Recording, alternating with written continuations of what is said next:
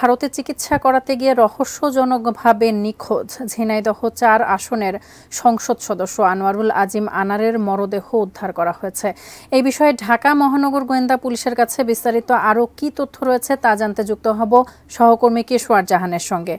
কিশোর,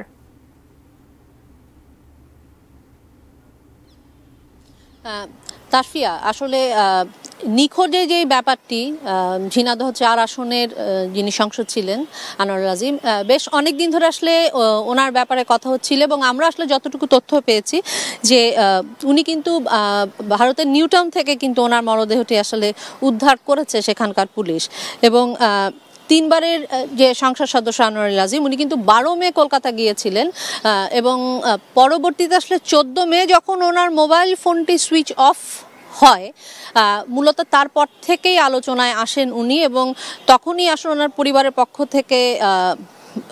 যে থানা আছে সেখানে ওনার নিখোঁজের বিষয়টি জানানো হয় এবং তার পরবর্তীতে আসলে উনি যে নিখোঁজ সেই বিষয়টি আসলে জানাজানি হয় এবং সেটি নিয়ে আসলে গতকালকেও স্বরাষ্ট্র মন্ত্রণালয়ের কিন্তু স্বরাষ্ট্রমন্ত্রী বলছিলেন যে যেহেতু উনি নিখোঁজ এবং এখনও ওনার মোবাইল ফোনটি সুইচ অফ, দুই দেশের আসলে গোয়েন্দা পুলিশ এবং গোয়েন্দা বিভাগ, পুলিশ এবং বিভাগ, ওনারা কিন্তু আসলে যৌথভাবে কাজ করবে এবং সেই বক্তব্যের পরপরই আজকে আসলে আমরা এই মৃত্যুর সংবাদটি পেলাম। এবং যেহেতু আসলে স্বরাষ্ট্রমন্ত্রী নিজেই জানিয়েছিলেন যে দুই দেশের গোয়েন্দা পুলিশ আসলে যৌথভাবে ওনাকে নিয়ে কাজ করছে ওনার নিখোঁজের বিষয়টি নিয়ে, এই মুহূর্তে আসলে ডিবি অফিসে আছি আমরা এবং ডিবি প্রধান যিনি আছেন উনিও এসেছেন, তবে উনি এখনও সাংবাদিকদের সাথে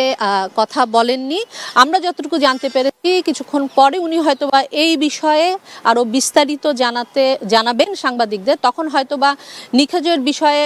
আর নতুন কি তথ্য আছে সেটি হয়তোবা ডিবি অফিসের মাধ্যমে সেখান থেকে পেলে আমরা আপনাদের জানাতে পারবো। তবে এখন পর্যন্ত নতুন কোনো তথ্য এই মুহূর্তে আসলে হাতে নেই। ওনার মরদেহটি উদ্ধার হয়েছে এটি নিশ্চিত